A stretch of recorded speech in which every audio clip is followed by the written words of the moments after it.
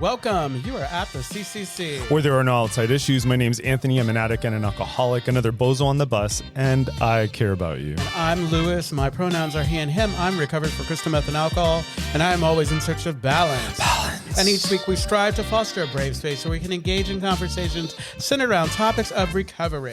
And our intention is to hold and inspire better spaces for more people in recovery by tackling issues sometimes used to separate us. But before we do that, please like, share, comment, rate this episode, and subscribe. Subscribe, tell your friends about us, tell your exes about us, tell your neighbor about us. Leave your house right now, park your car, and tell someone. And, wow, the music is... I know. It feels like, I don't know, maybe it's going a little longer than normal. And now the disclaimer, the thoughts and opinions expressed on the CCC are ours alone. We do not represent anyone but ourselves. In other words, we're just a couple of friends behind a mic here to entertain you. And of course, everything we talk about here is for general information purposes only. How are you, Lewis? I'm good. It was a long week. It was a very long week. Oh my God. I am so tired. I know. That's weird. And you know who's still not here? Jordan. The fuck? Yeah. But we do have two lovely guests on that we had last week that I'm really excited that they came back. Aww. They were so much. They were so much fun. They were on fire last episode. Well, since for folks who may have not listened to the last episode, would you mind introducing yourselves? Hi, my name is Becky, and I am a stylist, glamour technician, and drag aficionado. Work. Absolutely. My name is Zoe. I am a grateful recovering alcoholic and crystal meth addict and former whore. Oh. No, I'm a property manager. I manage tax credit property for the city of San Francisco. You were managing your body before. There's still property. I was definitely... I think someone's phone is on. Ooh, speaking of my job. So our fire panel, this is, can I tell you guys tell. really quick? Yeah. Okay, so my fire panel, this is the kind of things I deal with, right? My fire panel's fucked up. So I've been trying to find somebody to fix my fire panel. And so I've been like sending all these emails and stuff, and I finally get somebody out, right? They're finally, after, because sometimes you have to send these really bitchy emails, which I use AI to do because I don't want to really offend anyone. So I'm like, please tell this motherfucker I need this. And then it gives you the good email. Right. And then I send it. Anyway, they sent some guy, and clearly he strayed because I'm coming down the stairs and he's looking at me like, oh my God. And oh, sorry, that was the wrong button. oh. No. Well, it was definitely that though. No. But anyway, That's just a loving way of saying wrap it up. No. Okay, listeners, I put my phone down and it hit the sound panel. Go ahead. Anyway, so the piece of trade, I'm like, he's like, oh, I'm one of the best fire panels. So I'm literally humoring trade for my fire panel to get done because if I get this shit done in a week, I'll look so good. Nice. So I'm just like, okay, whatever you need. Yeah. Absolutely. What is a fire panel? It's what tells it connects to all of the units, you know, the little fire. Got it. Deep, deep, you know. Deep. It's boring stuff, you know. She gets to do a little bit of butch stuff in a cute little Barbie-like outfit. I love that. I love it.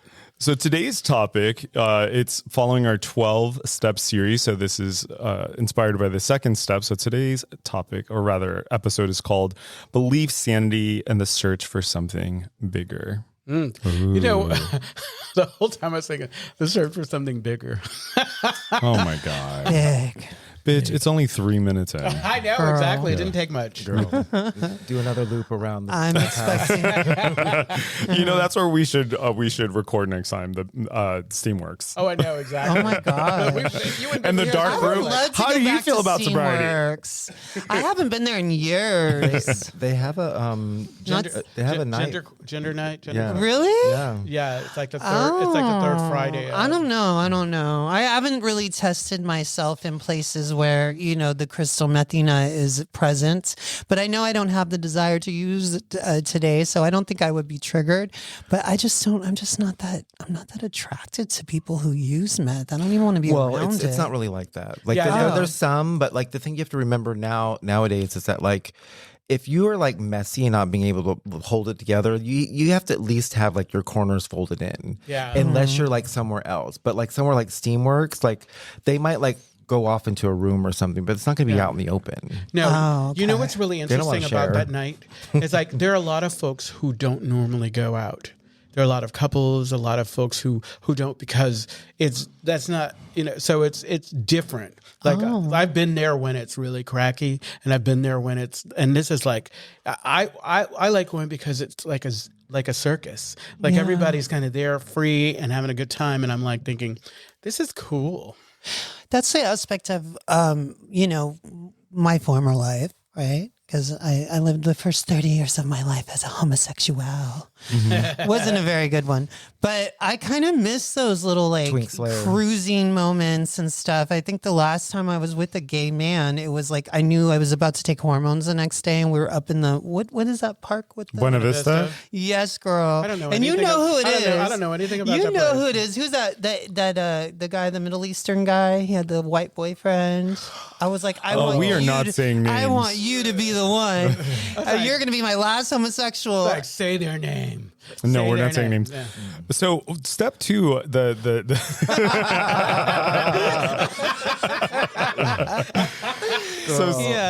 Habibi out of this. I love it. So step 2 is came to believe that a power greater than ourselves could restore us to sanity. And so what we're talking about really today is about the evolution of going from cynicism to curiosity. So can you talk more about like this idea of sanity? Because I think that somebody listening who doesn't understand when we talk sanity might think crazy as opposed to like not crazy, which is kind of like not really what it's about. Yeah. So I think part of that is, with respect to this episode, is we're reimagining what spirituality is, what sanity is, which we'll define in a second. And girl, he is the top in this relationship. The thing is that I was like in the middle of a sentence. I was going to get punched. But the point is in making sense of all of those things, right? So what does sanity look like? Well, one way that it's defined, right? I think it was actually Albert Einstein who said insanity is doing the same thing over and over and expecting something different, right? And I think that's something that we've adopted in 12-step spaces. But when we're thinking about came to believe that a power greater than ourselves could restore us to sanity, really what we're thinking about, I think it's like, Becky, you mentioned this in the last episode, is, when we talked about like pausing whenever things feel crazy. I think step 2 or coming to believe is like we get to that by slowing down. Yeah. Right? Like we get to a point, whatever your higher power looks like, we get to a point where, you know what, maybe I'm wrong. Maybe my thoughts and my feelings aren't accurate. Maybe there's something bigger than me.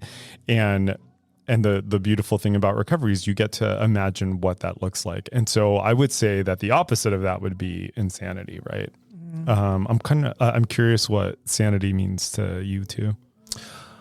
Well, first of all, like when you say that, like when I first came to the program, like I just wanted to like stop being like sick and tired of, and like I saw a bunch of people who were claiming these things and I didn't necessarily know if I believed it, but I said like, okay, I'm going to give it a shot. And so for me, like it took me a while to really get there, because like my friends in early recovery, I didn't know this till years later, they used to take turns sitting next to me in meetings because I couldn't sit still. And like, I bet your hands were all over the place. Those are real friends. So it's like, like sanity for me means that like I'm able to, get up in the morning and have like an agenda for the day, and I'm able to get it done in a somewhat of a productive fashion and not be a fucking raging cunt to everybody in the meantime, Yeah. Yeah. Lewis is taking pictures of people. Hi. Well, I didn't mention it on the last episode, but we finally have a Facebook page to go with our. Wasn't my idea. It doesn't happen. It wasn't my idea. Well, you're a kid. Well, no, it's helpful. Let your fans hear you. It's helpful just so, because I think what's different. We used to record live, and so folks could anticipate what was happening. With this, we didn't really have a way to communicate and say, hey, so what's going to happen with this Facebook page is we'll be able to kind of communicate, let people know this is what's coming up, so I think, nothing wrong with a little communication. Yeah. So the second step Yeah. No, I'm just kidding. You know what? Thank you. Sometimes housekeeping is necessary. Okay, every day of our lives, talking about sanity. Wow. No, so no, I like to bring it back to something, because we talk a lot of times when we're talking about our recovery, you know, we're all in different spaces, you know, we all have different time. And sometimes I like to remember the simplicity of the newcomer, like who probably doesn't know anything about God, or maybe their interpretation of God is the same God that they grew up with. And so when I'm working with my sponsees, yes, I do have sponsees. People actually want something I have to offer. Okay. Don't judge me. Mm-hmm. But when, in my Buddhist practice, I have an altar. You know, we chant Nam-myoho Renge Kyo to the Gohan-son, that's what's called. And it's basically an altar. And on that altar, there's not anything allowed to be there. You know, you can't put your keys on the desk. I mean, that's the one sacred space that you keep sacred. And so when I first start working with a newcomer and I'm trying to get them to kind of grasp their own concept of a higher power, I tend to tell them, hey, find a corner of your room, create an altar, and just put all your wishes and dreams on that altar. Make it as beautiful as you want it to be. And don't allow anybody to put anything on it. Don't you put anything on it. Make that place sacred and pray to it. And whatever you envision, make your own religion. And when you're done, write it all down and read it to me. Share your religion with me. Pretend you're Jehovah's Witness knocking on my door. Have you found Tina Turner as your life and savior, you know? Yeah. Or Diana Ross or Madonna, any of the girls. Right. You know, and I found when I asked sponsees to do that, it was a lot easier for them to grasp an idea of God that was a little bit more attainable and a little bit more digestible, because I know that we have this program and you can be agnostic and you can be like, don't believe in God, just believe in the rooms. But I just think it's a lot easier, children, to just have yourself a diva or a legend or a fucking create your own religion, because the concept of surrender is really hard to, at least for me, really hard to grasp when I have nothing to surrender it to. Like to do it to the rooms would not really do it for me. Well, you also have to create like, you know, something that motivates you to want to take that action, because oftentimes as queer people, like, you know, when I first came into the program, my sponsor told me like, you need to find a new relationship with God or your higher power, because my relationship with God was shame based. And, you know, I went to private school, you know, like there was, you know, and it's like, my parents didn't necessarily do that, but it's just kind of like, you know, the nature of the ideology where it's like, you know, like, oh, this is the way you're supposed to be. And like, instead of like striving to be a good person, you're just going to point out something that everything wrong about somebody else, right? And so it's like there are these like concepts, whatever, that nobody's really following. And it's changeable too, you know, like I started when I first, there was periods in sobriety where I didn't stick around, but there were periods where I went to Catholic church every Sunday because I liked the feeling of the church, you know, and I was always a Buddhist, but I did those things, you know. So it's always something that, oh, well, if your God's not big enough or it's not doing it for you, you can just recycle another God or choose another one. And that's the cool thing about this program. You can kind of like make it however you want it. So right, and it's about reorganizing our life, right? Like when we're coming to believe that something greater than ourselves can restore us to sanity. Really, what we're wanting to do is we're wanting to go from chaos to coherence, right? Where things are really chaotic, but if we come to believe that there's something bigger than us, whatever it is. I love what you were saying, Zoe, about the when you go to surrender, that I feel like that's the magic. At the point where you're like, has nothing to fucking do with me. There has to be something bigger than me. I think that's the point where something starts to shift. Right. And this other part about like creating, right? We talked about that during the last episode, is that recovery is about recreating your life. Right. And then step 2 is about figuring out what that thing is that helps you recreate your life. Yeah. Right. So I'm kind of wondering then, this is just making faces. What does it look like then when I guess, what was that moment, for example, when you came to believe that something bigger than yourself could restore you to sanity? First off, what did the sanity look like? And what was the part, like, what did it look like when you crossed over? The insanity or the sanity? No, this insanity, right? So so that we have something to compare it to. Oh, right. Well, I've always had a God of some sort. I've always believed in God. I've always had a connection to the other side or the higher power. I was chanting when I was very young. Once I saw what stuff got to do with it, I was like, oh, this is going to be my thing, Tina Turner and Buddhism. And so it wasn't hard for me to grasp the idea of God. But what I did have a struggle with when I was in my addiction was basically realizing that God plays a part, that it's not just like, oh God, save me from this DUI that I just got, I remember chanting as they pulled me over in Beverly Hills. It was hilarious because I got photographed and everything. It's a 90210, my mugshot, still want it, And I was kind of, and I remember going, Nam Myoho Renge Kyo, Nam Myoho Renge Kyo, Nam Myoho Renge Kyo, and bitch, I still went to jail. So which jail did you go to? Beverly Hills jail, girl. And there was, believe it or not, there was magazines in there. There was the People magazine. It was during the time of all the girls were doing the things, Britney and all them bitches. So I felt it was 2006 or whatever. Living. But anyway, so but at my worst spot in my addiction, it was the absence of God, which is crazy because even in my head thinking, okay, God is here. I know there's got to be a reason for all of this.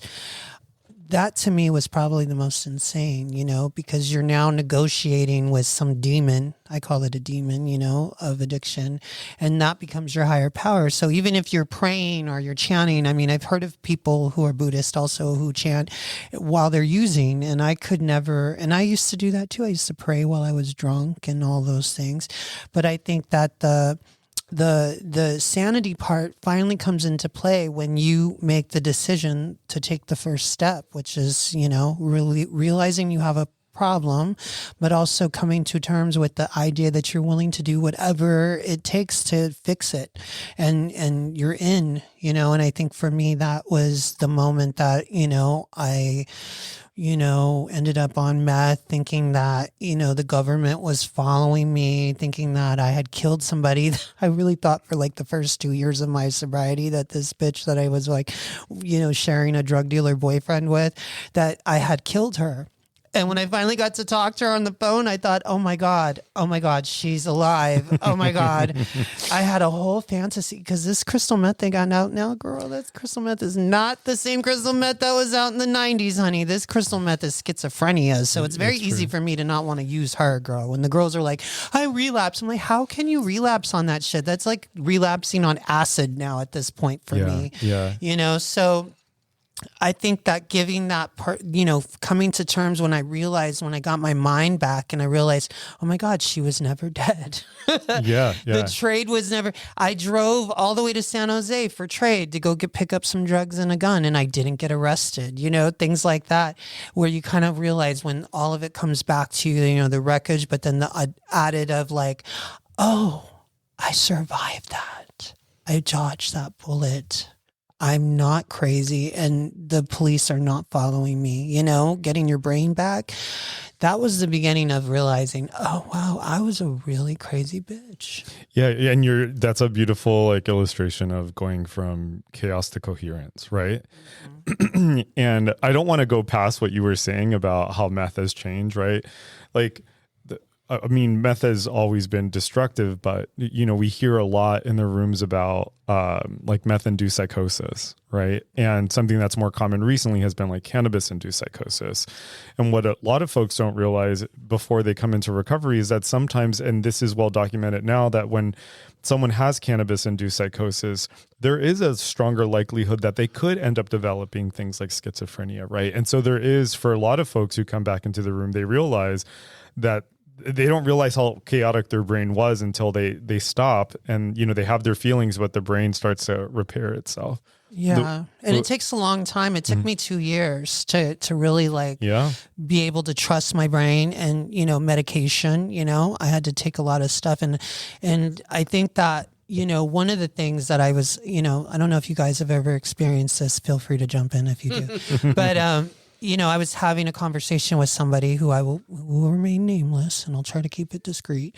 But they were basically upset at me about something. And I've encountered this a lot with people that are like in and out, in and out, in and out, in and out, where they're pissed off and they have some kind of resentment.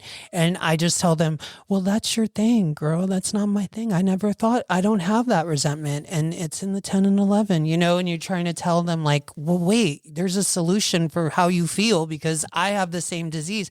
But there's just so fixed on when you don't work and you keep going out, it kind of puts you in this place where you're just hitting the same wall over and over. So I think that part of the second step is like reminding yourself to go back to that, when you reach that point. But if you keep going out and you keep forgetting to go to the first step, you never give yourself a chance or your brain a chance to kind of. Right. Exactly. And the kind of the medical kind of understanding of that is for folks who aren't familiar with post-acute withdrawal syndrome, right? So at the point where someone gets sober, depending on what the substance is, the post-acute withdrawal syndrome can last for a certain amount of time, right? It's for alcohol, it could be from 6 to 24 months. So half a year to 2 years. With opioids, it can be from 6 to 12 months, right? But the bottom line is that the body will have to go through this restorative process. And if you keep going out, then you're all constantly resetting it, right? Yeah. And in that way, when I'm, in settings where I work in that are 12-step, that's one of the reasons why we keep track of time is to see where someone's brain repair is.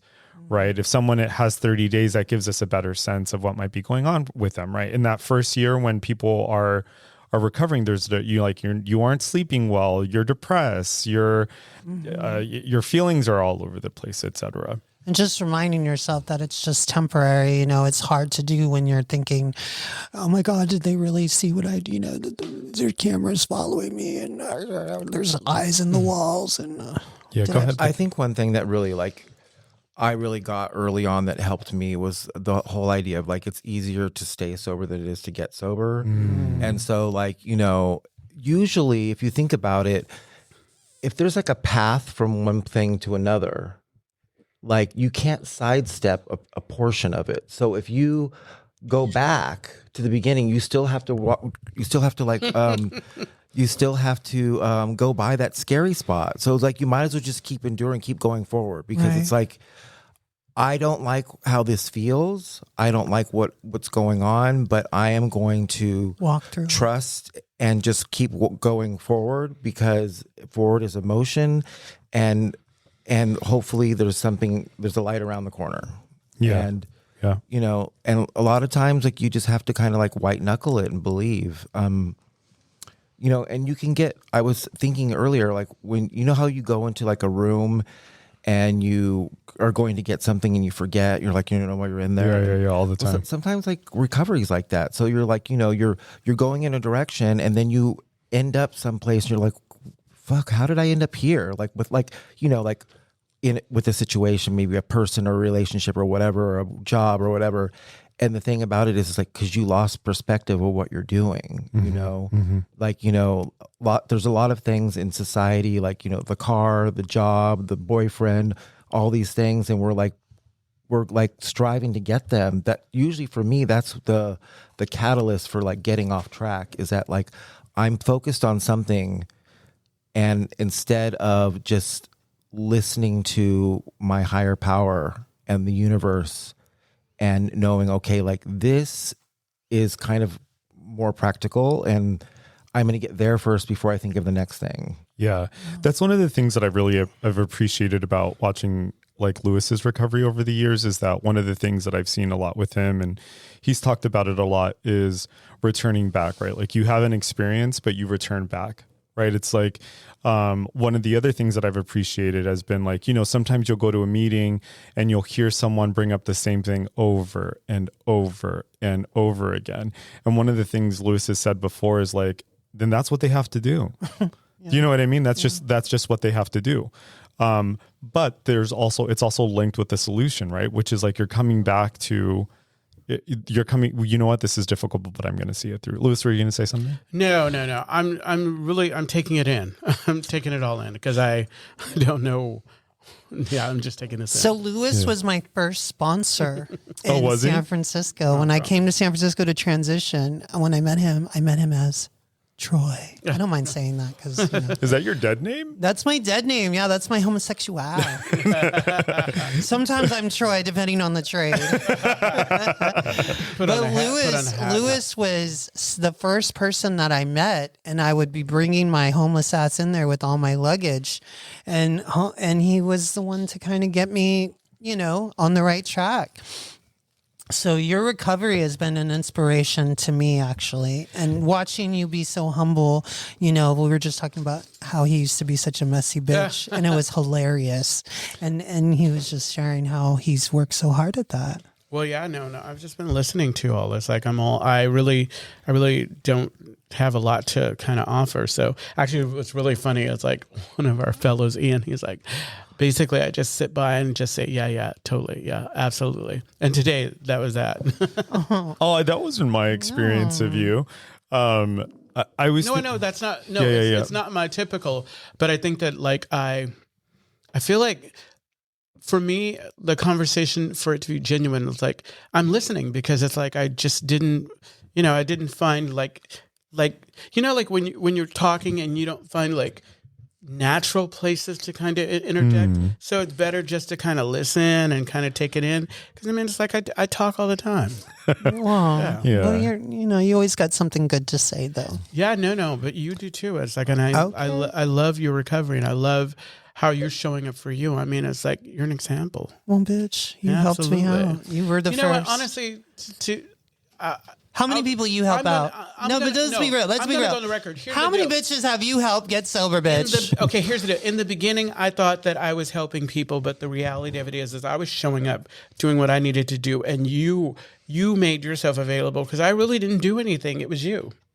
And for the folks now, it's like I think that I'm setting myself up for some nonsense and to get caught up in my head if I think that I'm saving lives. I'm not saving lives. Lives are being saved because we're doing the work together. That's true. Yeah. But it is nice sometimes to let other people have, to acknowledge that something that you're doing is absolutely. Yeah, because as a person that was going through transition just about to start and you gave me permission to go ahead and I think you're going to be It's that attraction. It's that attraction rather than promotion. It's like, all that you can do is show people through your example. And my example at the time wasn't that good. I was toxic as fuck. You were fun. I needed that. I wonder what that was like. Yeah, that was so long ago. It was a lot of facial expressions and a lot of giving. The facial expressions aren't gone. I don't have a read poker was face. rude. It's like, come on, this is... You came into the Castro Country Club and the library was open, bitch. You better have your outfit together, your life together. Don't make her roll her eyes, girl. Don't make her roll her eyes.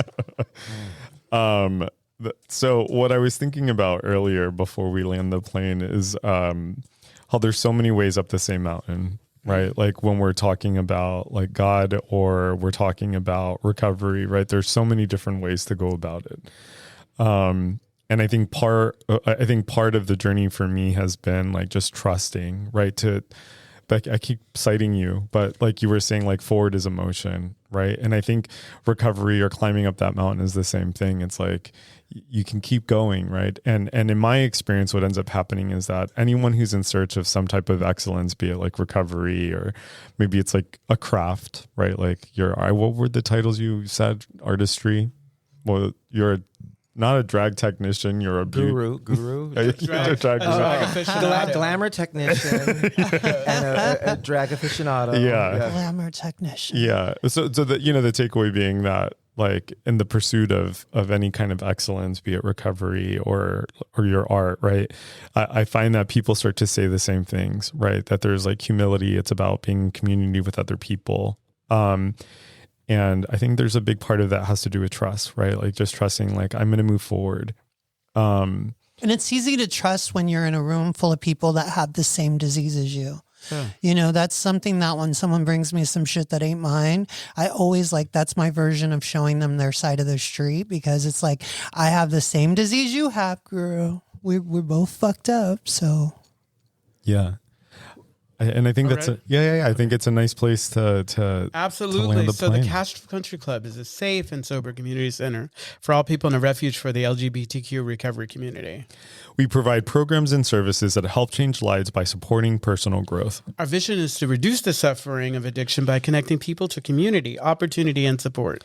You can find more information, including all the ways to contact us at www.castrocountryclub.org/podcast. And check out new episodes every Monday.